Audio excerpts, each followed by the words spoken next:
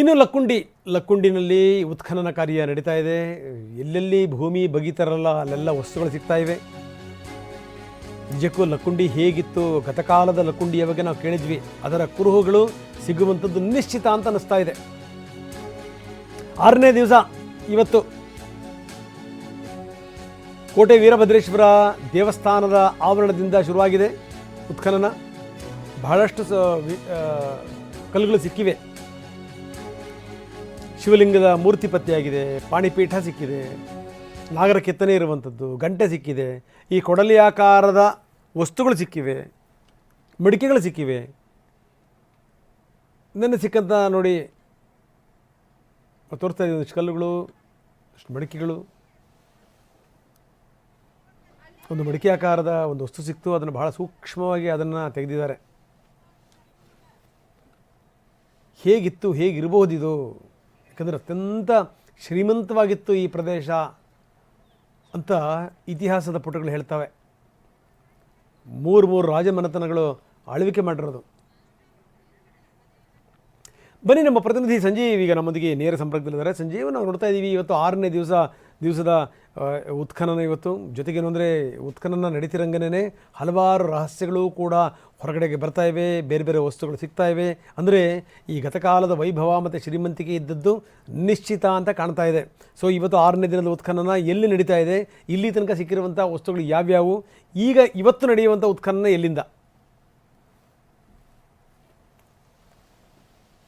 ಹೌದು ರಂಗನಾಥ್, ಗದಗ ತಾಲೂಕಿನ ಲಕ್ಕುಂಡಿ ಗ್ರಾಮದಲ್ಲಿ ಏನು ಐತಿಹಾಸಿಕ ಗ್ರಾಮದಲ್ಲಿ ಇವತ್ತಿನ 6ನೇ ದಿನಕ್ಕೆ ಇವತ್ತು ಉತ್ಖನನ ಕಾರ್ಯ ಆರಂಭ ಆಗಿದೆ. ಇಲ್ಲಿ ದಿನಕ್ಕೂ ಒಂದೊಂದು ಕೌತುಕಗಳು, ವಿಸ್ಮಯಗಳು ಕೂಡ ಬಯಲಾಗ್ತವೆ ಅಂತ ಹೇಳ್ಬೋದು. ಯಾಕಂದರೆ ಲಕ್ಕುಂಡಿ ಐತಿಹಾಸಿಕ ಶ್ರೀಮಂತಿಕೆಯ ಒಂದೊಂದು ಕೌತುಕ ಕೂಡ ದಿನಕ್ಕೊಂದು ಹೊರಗೆ ಬರ್ತಾ ಇದ್ದಾವೆ. ಈಗ ನಾವು ಲಕ್ಕುಂಡಿ ಗ್ರಾಮದ ಕೋಟೆ ವೀರಭದ್ರೇಶ್ವರ ದೇವಸ್ಥಾನ ಆವರಣದಲ್ಲಿದ್ವಿ. ಇದೇ ಭಾಗದಲ್ಲಿ ಈಗ ಉತ್ಖನನ ಕಾರ್ಯ ಆರಂಭ ಆಗಿದೆ.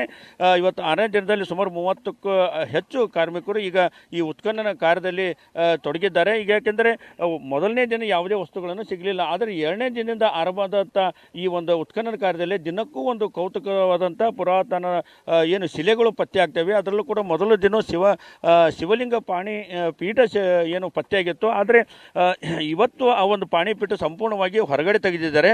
ಆದರೆ ಇದು ಶಿವಲಿಂಗ ಪಾಣಿಪೀಠ ಅಲ್ಲ, ಇದು ವಿಷ್ಣುವಿನ ಪಾಣಿಪೀಠ ಅಂತ ಹೇಳಲಾಗ್ತದೆ. ನೋಡ್ಬೋದು, ಇದು ಪಾಣಿಪೀಠ ಮೊದಲ ದಿನ ದೊರೆತಂಥ ಪಾಣಿಪೀಠ. ಆದರೆ ಇಲ್ಲಿ ಒಂದು ಇದು ಏನು ಇಲ್ಲಿ ಚಿತ್ರ ಇದೆ, ಇದು ಗರುಡ ಚಿತ್ರ ಅಂತ ಹೇಳಲಾಗ್ತದೆ. ಯಾಕಂತಂದರೆ ಇದು ಕಲ್ಯಾಣ ಚಾಲುಕ್ಯರ ಕಾಲದಲ್ಲಿ ಒಂದು ಇಲ್ಲಿ ವಿಷ್ಣುವಿನ ದೇವಸ್ಥಾನ ಇರ್ಬೋದು. ಆ ವಿಷ್ಣುವಿನ ದೇವಸ್ಥಾನದ ಪಾಣಿಪೀಠ ಅಂತೇಳಿ ಈಗ ಇತಿಹಾಸ ತಜ್ಞರು ಈ ಒಂದು ಚಿತ್ರ ನೋಡಿ ಹೇಳಿದ್ದಾರೆ. ಯಾಕಂದರೆ ಇನ್ನೂ ಇದು ಕ್ಲಿಯರ್ ಆಗಬೇಕು. ಕ್ಲಿಯರ್ ಆದರೆ ಇನ್ನೂ ಇದರ ಏನು ಗರುಡನ ಮೂರ್ತಿ ಕಾಣುತ್ತೆ, ಇದ್ರಿಗೆ ಒಂದು ರೆಕ್ಕೆಗಳು ಬರಬೇಕಾಗುತ್ತೆ, ಆಭರಣಗಳು ಎಲ್ಲ ನೋಡಿದ್ರೆ ಇನ್ನೂ ಸ್ಪಷ್ಟವಾಗಿ ಹೇಳಬೇಕು. ಈಗ ಮೇಲ್ನೋಟಕ್ಕೆ ನೋಡಿದ್ರೆ ಇದು ಶಿವಲಿಂಗ ಪಾಣಿಪೀಠ ಅಲ್ಲ, ಇದು ವಿಷ್ಣುವಿನ ಪಾಣಿಪೀಠ ಅಂತ ಹೇಳ್ತಾರೆ. ಹೀಗಾಗಿ ಇದು ಮತ್ತೊಂದು ಕೌತುಕ ಅಂತ ಹೇಳ್ಬೋದು. ಯಾಕಂತಂದರೆ ಈಗ ಪ್ರತಿ ಶಿವಲಿಂಗ ಆಗಿರ್ಬೋದು, ಜೊತೆಗೆ ನಾಗದೇವ ಇರುವಂಥ ಒಂದು ಕಲ್ಲು ಪತ್ತೆಯಾಗಿತ್ತು, ಜೊತೆಗೆ ಲಿಂಗು, ಆಮೇಲೆ ಮಡಿಕೆ ಸೇರಿದಂಥ ಹಲವಾರು ಏನು ಪ್ರಾಚ್ಯಾವಶೇಷ ವಸ್ತುಗಳು ಪತ್ತೆಯಾಗಿದ್ದವು. ಆದರೆ ಇವತ್ತು ಈಗ ವಿಷ್ಣು ಅಂತ ಹೇಳ್ತಾ ಇದ್ದಾರೆ, ಗರುಡು ಏನು ಚಿತ್ರ ಇದ್ದಂಥದ್ದು. ಇದು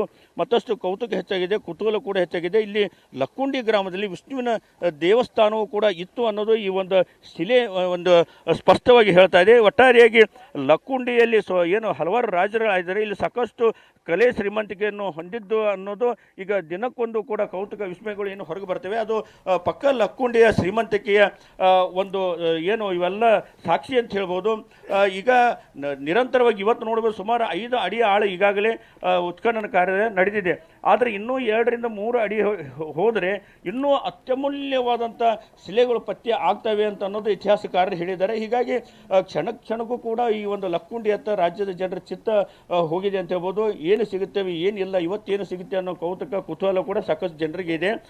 ಒಟ್ಟಾರೆಯಾಗಿ ಲಕ್ಕುಂಡಿ ಗ್ರಾಮದಲ್ಲಿ ಏನು ಐತಿಹಾಸಿಕ ಗ್ರಾಮ ಇದೆ, ಆ ಒಂದು ಕಲೆ ಶ್ರೀಮಂತಿಕೆ ಮತ್ತು ಕಲೆಗಳ ಶ್ರೀಮಂತಿಕೆಗಳು ದಿನಕ್ಕೊಂದು ಕೂಡ ಹೊರಗೆ ಬರ್ತೇವೆ ಅಂತ ಹೇಳ್ಬೋದು ರಂಗನಾಥ್.